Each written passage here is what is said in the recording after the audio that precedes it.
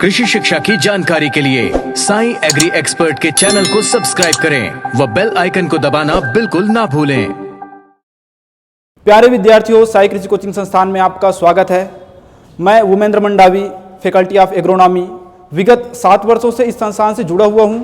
और जैसे कि व्यापम व्यावसायिक परीक्षा मंडल ने आज पीएटी का डेट, पीएटी जो एग्ज़ाम होना है 26 सितंबर को डेट डिक्लेयर कर दिया है। और हम देखें तो यह समय हमारे लिए कितना 2 महीना का समय बचा हुआ है। और इस 2 महीने में हम तैयारी कैसे करें, इतने कम समय में हम कैसे तैयारी करेंगे पीएटी एग्ज़ाम का, जिससे हमको अच्छा मार्क्स ला सके और अच्छा कॉलेज हमको मिले। ठीक है, तो जैसे कि बहुत सारे छात्र हैं जो कि 1 से 2 साल से तैयारी कर रहे हैं, और कई सारे ऐसे छात्र भी हैं जिन्होंने अभी 12th एग्ज़ाम पास किए हैं, जो कि जनरली क्रैश कोर्स की तैयारी करते हैं। उनके लिए पीएटी सिलेबस बहुत ही अथाह हो जाता है, बहुत ही बड़ा सिलेबस हो जाता है। वो लोग घबरा जाते हैं कि हम इस 2 महीने में इतने बड़े सिलेबस को कैसे कवर करेंगे।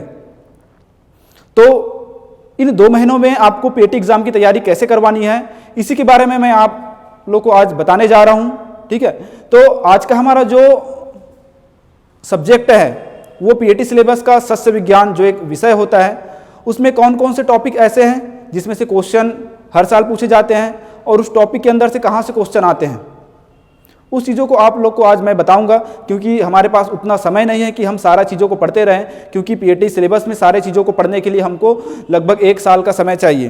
क्योंकि जो पीएटी सिलेबस है प्यारे विद्यार्थियों, ये 11th और 12th का जो सिलेबस है उनको कंबाइन करके बनाया गया है। तो इस कम समय में हम क्या चीज़ ऐसे पढ़े कि हमको अच्छा कॉलेज मिल पाए, तो उसी पे मेरा आज ये लेक्चर है। आज हम इस लेक्चर में सस्य विज्ञान के टॉपिक देखेंगे, इसके बाद उद्यान विज्ञान का बनाऊंगा। उसी तरह हमारे संस्थान जो है, जो सब्जेक्ट टीचर हैं, वो सारे सब्जेक्ट के जो मुख्य टॉपिक है जिसमें से क्वेश्चन आते हैं लगातार, उनके बारे में आपको बताएंगे। तो चलिए देखते हैं, स्टार्ट करते हैं कि सस्य विज्ञान में कौन कौन से टॉपिक है। आप सिलेबस देख लेंगे तो सारे टॉपिक सिलेबस के अंतर्गत मिल जाएंगे। उसमें से फर्स्ट देखिए, इंट्रोडक्शन, कृषि का जो इंट्रोडक्शन है। 1 मिनट, मैं दूसरा मार्कर यूज कर लेता हूं। तो हमारा सबसे फर्स्ट टॉपिक है परिचय। सस्य विज्ञान या कृषि का हम परिचय बात करें तो हर टॉपिक से 1 से 2 या 3 क्वेश्चन आते हैं। ऐसा नहीं कि किसी एक टॉपिक से 4-5 क्वेश्चन आ गए, ऐसा नहीं है। एक टॉपिक से 1 क्वेश्चन, 2 या ज़्यादा से ज़्यादा 3 क्वेश्चन आपको मिलेंगे। ठीक है, तो परिचय में से क्या क्या और कैसे क्वेश्चन आते हैं। परिचय की बात करें तो परिचय कृषि का बहुत ही बड़ा है। जैसे हम परिचय में इतिहास की बात करें तो आधुनिक इतिहास, प्राचीन इतिहास। ठीक है, प्राचीन इतिहास में जाओगे तो 10,000 ईस्वी पूर्व से मनुष्य ने कौन सी खेती करना चालू किया, कब धान उगाना चालू किया। तो प्राचीन इतिहास इंट्रोडक्शन के अंदर हम पढ़ते हैं, तो उनको यहाँ पे आपको ज़्यादा पढ़ने की ज़रूरत नहीं है, क्योंकि उसमें से अगर देखें 4-5 साल के क्वेश्चन पेपर, तो प्राचीन इतिहास से क्वेश्चन नहीं आता है। आता है तो आधुनिक इतिहास से आपको क्वेश्चन मिलेगा। आधुनिक इतिहास में जैसे कि कौन कौन से संस्थान, जैसे IARI, ICAR, IGKV, Govind Ballabh Pant, university of agriculture and technology, ये जो संस्थान है इनका सन पूछा जाता है कि कब इनको स्थापित किया गया, कहाँ पे स्थित है। तो इस चीज़ को आप अच्छे से सुनिए और नोट भी करिए, ताकि जब आप पढ़ोगे नोट्स लेकर के, तो जो मैं बता रहा हूँ उस चीज़ को आप अच्छे से याद करके रख लेना। क्योंकि ये सब क्या है, रूटीन में रेगुलर 1-2 साल के अंतराल में पूछा ही जाता है। ठीक है, उसी प्रकार इंट्रोडक्शन में और है क्रांतियाँ। कृषि में लगभग देखेंगे तो 15 से 20 क्रांतियाँ हैं। तो क्रांतियों को आप पूरा रट लीजिए, जितने भी 15 से 20 क्रांतियाँ आपके पास जो भी नोट्स हैं उसमें से आप रट लो। उसमें से भी कुछ क्रांति ऐसे हैं जिसमें से ज़्यादा क्वेश्चन आते हैं, जैसे कि हरित क्रांति, श्वेत क्रांति, नीली क्रांति, ये सबसे लगभग आपको ज़्यादा क्वेश्चन मिलेंगे। तो जो मैं आप लोग को बता रहा हूँ कि यहाँ से क्वेश्चन पूछा जाता है, तो उनको आप अच्छे से याद कर लेंगे, ताकि एग्जाम में जब आएगा तो आप आसानी से आंसर दे सकूं।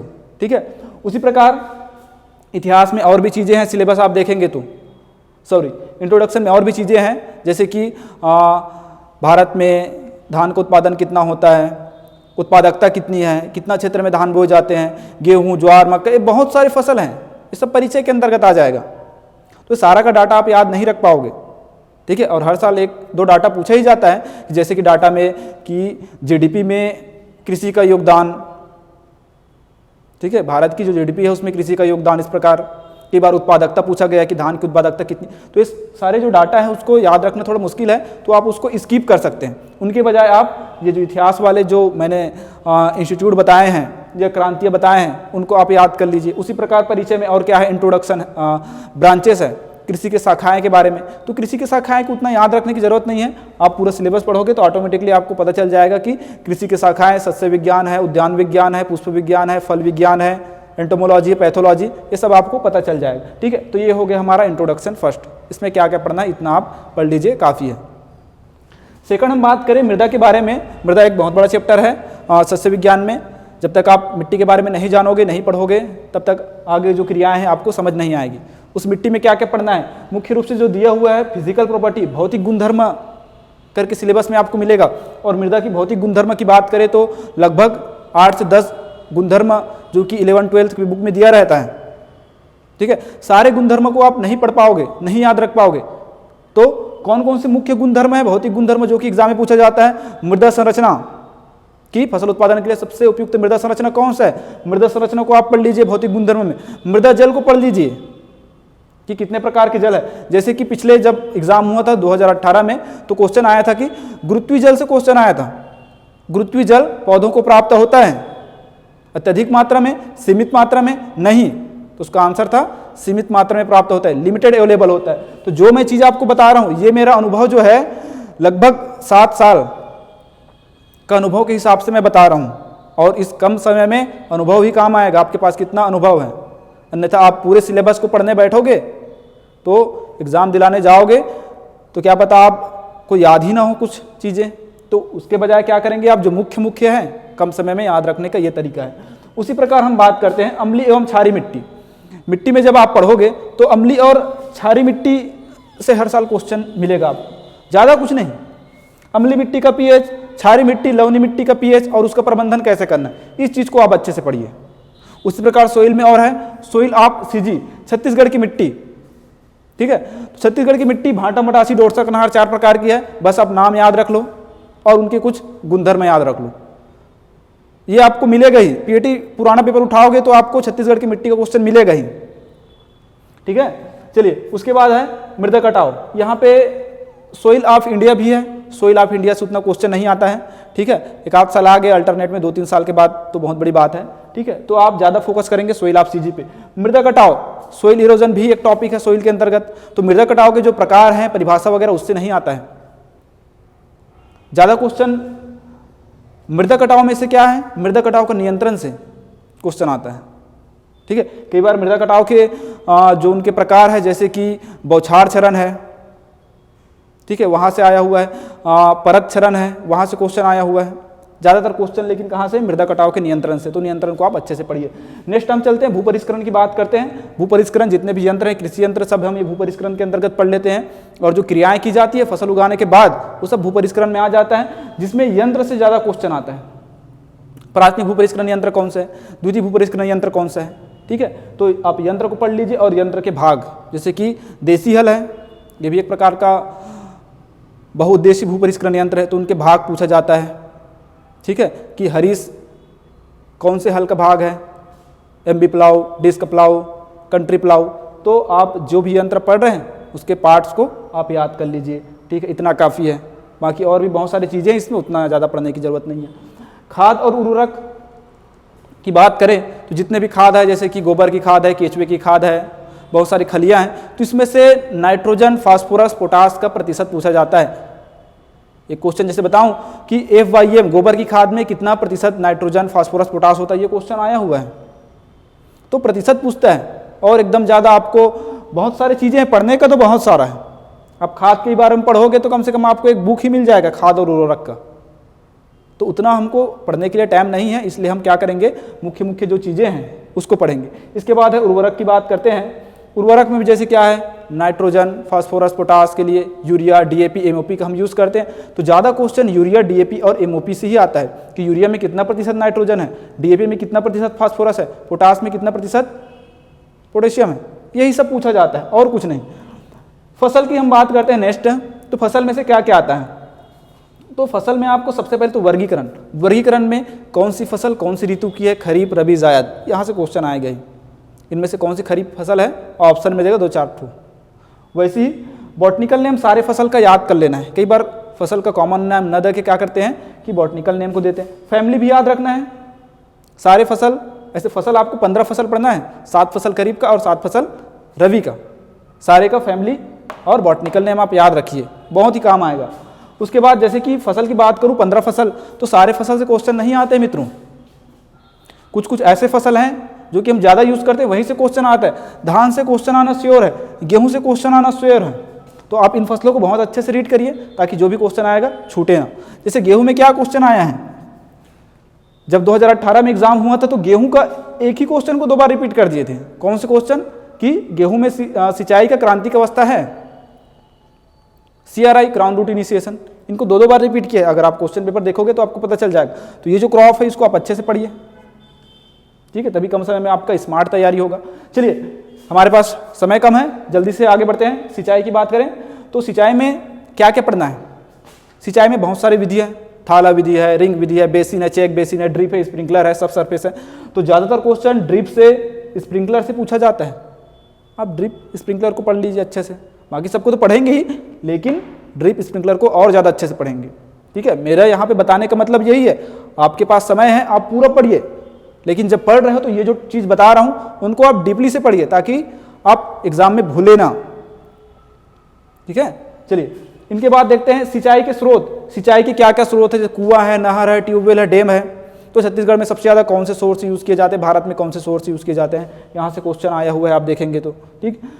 खरपतवार की बात करते हैं तो खरपतवार में जो क्वेश्चन आता है वो शाकनाशी हर्बिसाइड से आता है कि फसल के उगने से पहले कौन से खरपतवार यूज़ करेंगे, फसल उग गया तो उसके बाद कौन सा करेंगे, धान में कौन से खरपतवार यूज़ करते हैं।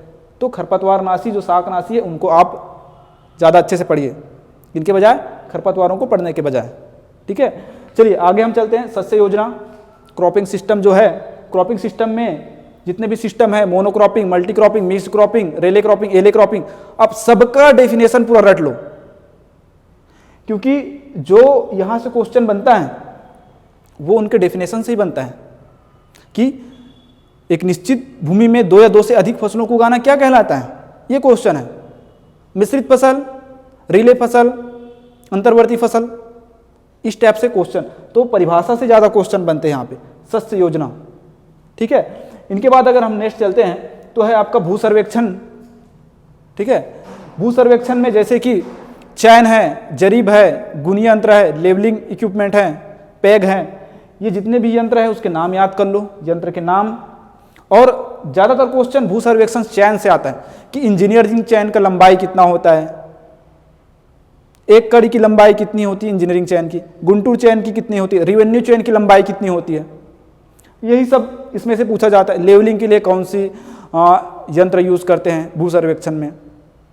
तो प्यारे विद्यार्थियों, ये शस्य विज्ञान का 9 टॉपिक है, जिसमें से मैंने ये बताया कि कौन कौन से टॉपिक है जहाँ से क्वेश्चन ज़्यादातर पूछे जाते हैं और किस टाइप से क्वेश्चन पूछे जाते हैं। क्योंकि कम समय में अगर हमको तैयारी करनी है तो इस तरह से जब हम पढ़ाई करेंगे, जब हमको पता रहेगा कि कौन से सब्जेक्ट से ज़्यादा कौन से टॉपिक से और कहाँ से क्वेश्चन आते हैं, तभी इतने कम समय में हमारी अच्छी तैयारी होगी। तो ये तो था हमारा शस्य विज्ञान का विषय। इसके बाद उद्यान विज्ञान का भी बताऊंगा। तो इस प्रकार के वीडियो को प्राप्त करने के लिए आप हमारे चैनल साई एग्री एक्सपर्ट में जुड़े रहिए और सब्सक्राइब कर लीजिए भाई, क्योंकि जो भी हम वीडियो डालेंगे जब तक आप सब्सक्राइब नहीं करोगे, बेल आइकन को स्टार्ट नहीं करोगे, तब तक आपको पता ही नहीं चलेगा। वीडियो डल जाएगा, आप देख ही नहीं रहे, आपको पता नहीं चल रहा है। इसके लिए सब्सक्राइब करना ज़्यादा ज़रूरी है और बेल आइकन को भी दबाना ना भूले, तभी आपको ये वीडियो मिलेगा, नहीं तो ऐसे में डल जाएगा और आप देख ही नहीं पा रहे हो। तो आज वीडियो बनाने का मेरा मुख्य उद्देश्य है कि कम समय में आप अच्छे से तैयारी कर लें। इसी तरह के और जानकारी के लिए आप हमारे चैनल से जुड़े रहिए। हमारा प्ले स्टोर में एप्लीकेशन भी है, वहाँ से जुड़ सकते हैं, ठीक है। साथ ही साथ हमारा यह कृषि संस्थान छत्तीसगढ़ के 3 शहर रायपुर, धमतरी और जगदलपुर में संचालित है। अभी भी आपके पास समय है, 2 महीने का वक्त है, अगस्त और सितंबर। अगर आप कहीं कोचिंग ज्वाइन करना चाहते हो तो हमारे जो संस्थान है 3 शहरों में, जैसे कि मैंने बताया, आप आकर कहीं से भी ज्वाइन कर सकते हो। जो चीज़ हम ऑफलाइन में पढ़ाते हैं वही ऑनलाइन में भी है, आप ऑनलाइन भी पढ़ सकते हो अगर आना नहीं चाहते हो। तो प्यारे विद्यार्थियों, अपना समय व्यस्त न कीजिए और जल्द से जल्द पीएटी एग्ज़ाम की तैयारी में जुड़ जाइए। ठीक है, जब तक आपका अच्छा रैंक नहीं आएगा, आपको अच्छे कॉलेज नहीं मिलेगा। तो ये वीडियो बनाने का मेरा मुख्य उद्देश्य है कि आप अच्छे से तैयारी कर पाएँ और अच्छा रैंक लाएँ। धन्यवाद।